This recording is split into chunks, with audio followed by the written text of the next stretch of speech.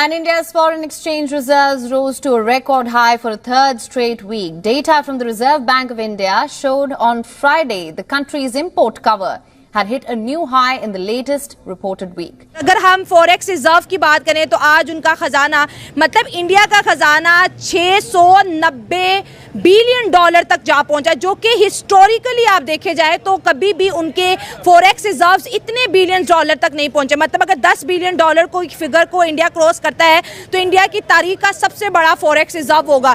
वो एक ऐसा ये फिगर है कि जिस पे जितनी भी तारीफ की जाए कम है, और खास तौर पर इतनी कम देर में। जिसको हम कहते हैं वो दुश्मन ममालिक है, वो ये है वो है, हमारा उनसे ठीक है, हमारा इख्तिलाफ हो सकता है कुछ पॉलिसी में, लेकिन आज हम इंडिया को देख लें, मोदी सरकार को हम बड़ी बातें करते हैं लेकिन उनके बहुत सारी गलतियां होंगी, बहुत सारे मसाइल होंगे, लेकिन उन्होंने अपनी आवाम को अपनी तालीम के शोबे में उन्होंने बड़ी तरक्की की। आप दुनिया पूरी इंटरनेशनल लेवल पे दुनिया में देखें, इंडिया का कौमी खजाना पागल हो गया, इतने ज्यादा डॉलर। और मैं पाकिस्तान की बात करूं यहाँ पर, हमें चाहिए 7 बिलियन डॉलर। जस्ट अगर हमें IMF 7 बिलियन डॉलर नहीं देता तो मुल्क पाकिस्तान डिफॉल्ट कर जाएगा। और अगर हम इस खजाने का 10% दें, इंडिया के जितने भी पड़ोसी मुल्क है सबके खजाने जमा कर ले तो 10% भी नहीं बन रहा। एक मुल्क, उसके पास इतना कौमी खजाना कहां से आया, कैसे जमा किया? ठीक है, हालात यहाँ पर होंगे, क्या उसके फॉरेन रिजर्व ज्यादा नहीं होंगे? ये कोई ऐसी अचंभे की बात नहीं है, यानी कोई हैरानी की बात नहीं है हमारे लिए, ना ही होनी चाहिए। लेकिन क्योंकि खबर है तो हम इसके ऊपर बात करेंगे, वरना अगर ये खबर नहीं भी आती तो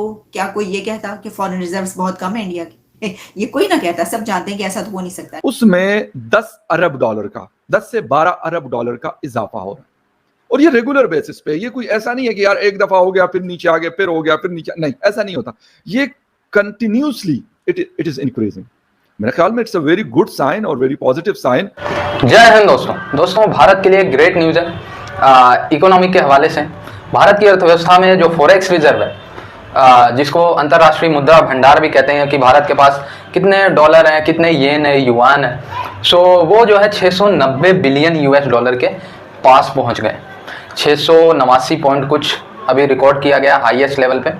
और इसी के साथ साथ भारत जो है, मुझे लग रहा है कि 2026 तक 1 ट्रिलियन फॉरेक्स रिजर्व रखने वाला देश की लिस्ट में शामिल हो जाएगा। 1 ट्रिलियन फॉरेक्स रिजर्व मजाक बात नहीं होता।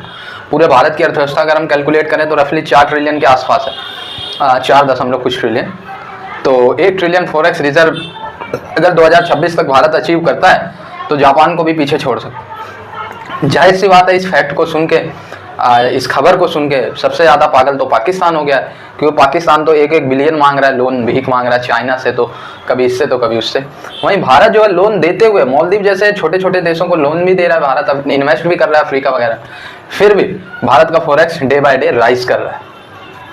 फॉरेक्स रिजर्व की बात करें तो आज उनका खजाना मतलब इंडिया का खजाना 690 बिलियन डॉलर तक जा पहुंचा, जो कि हिस्टोरिकली आप देखे जाए तो कभी भी उनके फॉरेक्स रिजर्व्स इतने बिलियन डॉलर तक नहीं पहुंचे। मतलब अगर 10 बिलियन डॉलर को फिगर को इंडिया क्रॉस करता है तो इंडिया की तारीख का सबसे बड़ा फॉरेक्स रिजर्व होगा। इंडिया का कौमी खजाना पागल हो गया, इतने ज्यादा डॉलर। और मैं पाकिस्तान की बात करूं यहाँ पर, हमें चाहिए 7 बिलियन डॉलर। जस्ट अगर हमें IMF 7 बिलियन डॉलर नहीं देता तो मुल्क पाकिस्तान डिफॉल्ट कर जाएगा। और अगर हम इस खजाने का 10% दें, इंडिया के जितने भी पड़ोसी मुल्क है सबके खजाने जमा कर ले तो 10% भी नहीं बन रहा।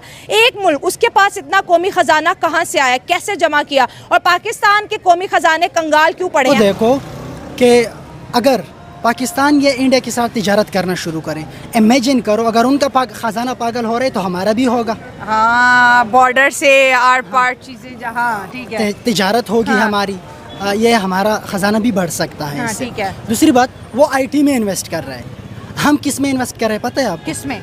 वेपन्स में इन्वेस्ट कर रहे हैं, लोगों को एक्सट्रीमिस्ट बना रहे हैं। लोग मजहबी एक्सट्रीमिस्ट, मजहबी बना लो, सोशल बना लो, कल्चरल बना लो, कुछ भी, हम सारे एक्सट्रीमिस्ट है। You can say that might be an religious point of view और कल्चरल और एथनिक लेवल। एथनिक लेवल का कितना एक्सट्रीमिज्म है पाकिस्तान में? किसी भी एथिक्स ही नहीं है। सही बात है, करेक्ट हो गया। हाँ, तो मेरे ख्याल में इंडिया जो आजकल इन्वेस्ट कर रहा है, IT के अंदर इन्वेस्ट कर रहा है। आपको पता है, मैं आपको एक और फिगर आपको बता दूं क्या, कि सऊदी अरबिया पेट्रोल से इतना पैसा नहीं कमाता जितना इंडिया IT से कमाता है। इतना प्रोडक्ट वो IT का बाहर बेचते हैं। हाँ। और उनसे वो कमाते हैं। हम पता नहीं असलहों में इन्वेस्ट करते हैं, झगड़ों में इन्वेस्ट करते जिसका हैं। कोई फ्यूचर भी नहीं है। फ्यूचर नहीं है, आपका कोई फ्यूचर नहीं है। आप माशी खुशहाली का सोच भी नहीं सकते। माशी खुशहाली विल रिमेन अ ड्रीम। आधे से ज़्यादा लोग मेंटल हो गए हैं इस पाकिस्तान में, ये रिपोर्ट आई हुई है। डिप्रेशन का शिकार हो चुके हैं। मेंटल क्यों हो गए? हाँ। उनकी ज़रूरियात नहीं पूरे हो रहे। कोई बिजली का बिल नहीं अदा कर सकता, कोई गैस का बिल अदा सही नहीं बात कर है, सकता, कोई अस्पताल नहीं जा सकता वो अपना इलाज करवाए, अपने बच्चों को अच्छे स्कूल में नहीं भेज सकता। पाकिस्तान में 3 करोड़ से ज़्यादा बच्चे स्कूल से बाहर हैं। कितनी अफसोस की बात। बहुत अफसोस की बात है।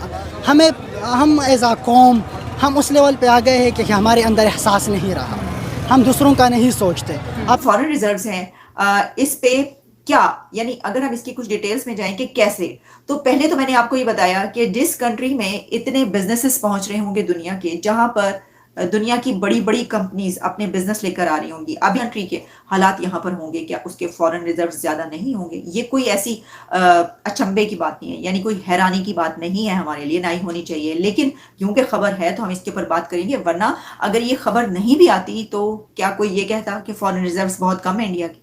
ये कोई ना कहता, सब जानते हैं कि ऐसा तो हो नहीं सकता। लेकिन इसकी कुछ डिटेल्स आपके सामने रखते हैं। देखिए, इसमें ये बताया गया है कि इंडिया के जो बैंक है, मरकजी बैंक की जानिब से जो फैक्ट्स एंड फिगर्स सामने आ रहे हैं, उसके मुताबिक जो फॉरेक्स रिजर्व्स हैं उसमें अगर आप सिर्फ एक लास्ट वीक उठा के देख लें तो उसमें $12.75 बिलियन का इजाफा रिकॉर्ड किया गया है। और उसमें जो पिछले 4 में हम देखते हैं महीने में सबसे ज्यादा रिकॉर्ड जो है ये टूटा है, ये सबसे ज्यादा इसमें रिजर्व में इजाफा हुआ। जबकि इससे पहले कहा यह जा रहा है कि जो अगर आप लास्ट 2 वीक्स उठाकर देखें तो उसमें $3.8 बिलियन जो है इंक्रीज हुआ था। लेकिन फिर एक आखिरी ये जो अभी वीक गुजरा इसमें उसने के भी रिकॉर्ड तोड़ दिया उसने। अच्छा, फिर इसमें बताया गया है कि जो इंडिया के एक्सपर्ट हैं फाइनेंस के हवाले से, वो भी ये उसके ऊपर कुछ तज्जिए करते हुए नजर आ रहे हैं। इसमें ये सामने आ रहा है कि जो फॉरेक्स रिजर्व्स हैं उसमें डॉलर की कीमत में कमी और अमरीकी महकमा खजाना की पैदावार में कमी के बाइस भी जो कंट्रीज हैं उनको ये हो रहा है कि वहाँ पर रिजर्व्स जो हैं वो ज़्यादा हो रहे हैं। फिर ये बात भी है कि जो भारत के मरकजी बैंक के फॉरेक्स रिजर्व्स हैं उसमें जो फॉरेन करेंसी है उसकी कीमतों में इजाफा या कमी के बाइस भी ऐसा होता है। यानी अगर उनकी करेंसी की किसी कीमत में इजाफा या कमी होती है तो जिस कंट्री के पास जो है वो करेंसी होगी उसकी भी उसके ऊपर जो है असर पड़ेगा। मतलब 10 या 12 दिनों में या मैक्सिमम 15 डेज में उसमें $10 अरब का, 10 से 12 अरब डॉलर का इजाफा हो रहा है। और ये रेगुलर बेसिस पे, ये कोई ऐसा नहीं है कि यार एक दफा हो गया फिर नीचे आ गया, फिर हो गया फिर नीचे, नहीं, ऐसा नहीं होता। ये कंटिन्यूसली इट इज इंक्रीजिंग। मेरे ख्याल में it's a very good sign और वेरी पॉजिटिव साइन। उनकी इकोनॉमी या उनके जो एक्सपोर्ट्स हैं वो हर तरह की, वो कुछ चीज़ बेचते हैं या वो सर्विसेज दे रहे हैं दुनिया भर को, या उनकी जो स्टेबिलिटी है, पॉलिटिकल स्टेबिलिटी है, वो इकोनॉमिक स्टेबिलिटी भी इस वजह से नजर आती है, बल्कि बहुत हाई लेवल पे है। इन वजूहात को देखते हुए और इन चीज़ों को देखते हुए जब हम अपने आप को देखते हैं, दोस्तों, भारत का फॉरेक्स रिजर्व आज से 10 साल पहले अगर हम बात करें, 8-10 साल पहले, तो यार पॉपुलेशन तो हमारी दूसरी तीसरी थी, लेकिन फॉरेक्स रिजर्व 20वें पे थी, 18वें पे थी। इतना नीचे हुआ करते थे हम, शर्म आती थी कि यार सिर्फ भारत के लोग सिर्फ पॉपुलेशन बढ़ा रहे हैं। जीडीपी हमारी 8वें 10वें पे रहती थी।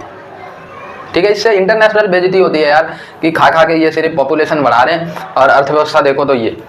आज हम प्राउडली कह सकते हैं यार हमारी पॉपुलेशन नंबर 1 है, तो हमारी जीडीपी ग्रोथ रेट आप देखिए नंबर 1। आज हमारी जीडीपी दुनिया में नंबर 4थे पे। ठीक है, हमारा 1 ट्रिलियन फॉरेक्स।